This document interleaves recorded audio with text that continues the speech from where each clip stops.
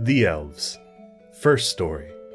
A shoemaker, by no fault of his own, had become so poor that at last he had nothing left but leather for one pair of shoes. So in the evening, he cut out the shoes which he wished to begin to make the next morning, and as he had a good conscience, he lay down quietly in his bed, commended himself to God, and fell asleep. In the morning, after he had said his prayers and was just going to sit down to work, the two shoes stood quite finished on his table. He was astounded, and knew not what to say to it. He took the shoes in his hands to observe them closer, and they were so neatly made that there was not one bad stitch in them, just as if they were intended as a masterpiece. Soon after, a buyer came in, and as the shoes pleased him so well, he paid more for them than was customary, and with the money, the shoemaker was able to purchase leather for 2 pairs of shoes. He cut them out at night, and next morning was about to set work with fresh courage, but he had no need to do so, for when he got up, they were already made. And buyers also were not wanting, who gave him enough money to buy leather for 4 pairs of shoes. The following morning too, he found the 4 pairs made, and so it went on constantly. What he cut out in the evening was finished by the morning, so that he soon had his honest independence again, and at last became a wealthy man. Now it befell that one evening not long before Christmas, when the man had been cutting out, he said to his wife before going to bed, "What think you if we were to stay up tonight to see who it is that lends us this helping hand?" The woman liked the idea, and lighted a candle, and then they hid themselves in a corner of the room, behind some clothes which were hanging up there, and watched. When it was midnight, 2 pretty little naked men came, sat down by the shoemaker's table, took all the work which was cut out before them, and began to stitch and sew and hammer so skillfully, and so quickly with their little fingers that the shoemaker could not turn away his eyes for astonishment. They did not stop until all was done, and stood finished on the table, and they ran quickly away. Next morning the woman said, "The little men have made us rich, and we really must show that we are grateful for it.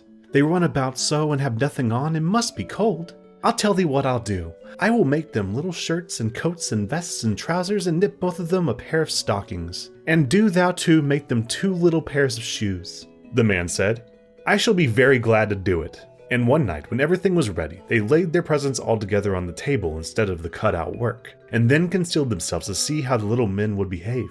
At midnight they came bounding in, and wanted to get to work at once, but as they did not find any leather cut out, but only the pretty little articles of clothing, they were at first astonished, and then they showed intense delight. They dressed themselves with the greatest rapidity, putting the pretty clothes on and singing, "Now we are boys so fine to see, why should we longer cobblers be?" Then they danced and skipped and leapt over chairs and benches. At last they danced out of the doors. From that time forth they came no more, but as long as the shoemaker lived, all went well with him, and all his undertakings prospered. Second story. There was once a poor servant girl who was industrious and cleanly, and swept the house every day and emptied her sweepings on the great heap in front of the door. One morning, when she was just going back to her work, she found a letter on this heap, and as she could not read, she put her broom in the corner and took the letter to her master and mistress. And behold, it was an invitation from the elves, who asked the girl to hold a child for them at its christening. The girl did not know what to do, but at length, after much persuasion, and as they told her it was not right to refuse an invitation of this kind, she consented. Then 3 elves came and conducted her to a hollow mountain, where the little folks lived. Everything there was small, but more elegant and beautiful than can be described. The baby's mother lay in a bed of black ebony, ornamented with pearls. The coverlids were embroidered with gold. The cradle was of ivory, the bath of gold. The girl stood as godmother, and then wanted to go home again, but the little elves urgently entreated her to stay 3 days with them. So she stayed, and passed the time in pleasure and gaiety, and the little folks did all they could to make her happy. At last she set out on her way home. Then first they filled her pockets quite full of money, and after that they let her out of the mountain again. When she got home, she wanted to begin her work, and took the broom which was still standing in the corner in her hand and began to sweep. Then some strangers came out of the house, who asked her who she was and what business she had there. And she had not, as she thought, been 3 days with the little men in the mountains, but 7 years, and in the meantime her former masters had died. Third story.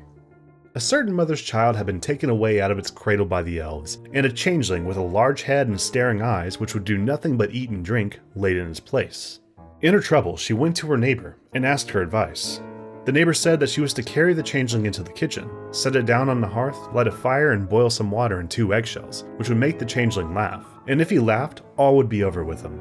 The woman did everything that her neighbor bade her. When she put the eggshells with the water on the fire, the imp said, "I am as old now as the Wester Forest, but never yet have I seen anyone boil anything in an eggshell," and he began to laugh at it. Whilst he was laughing, suddenly came a host of little elves, who brought the right child, set it down on the hearth, and took the changeling away with them. The end.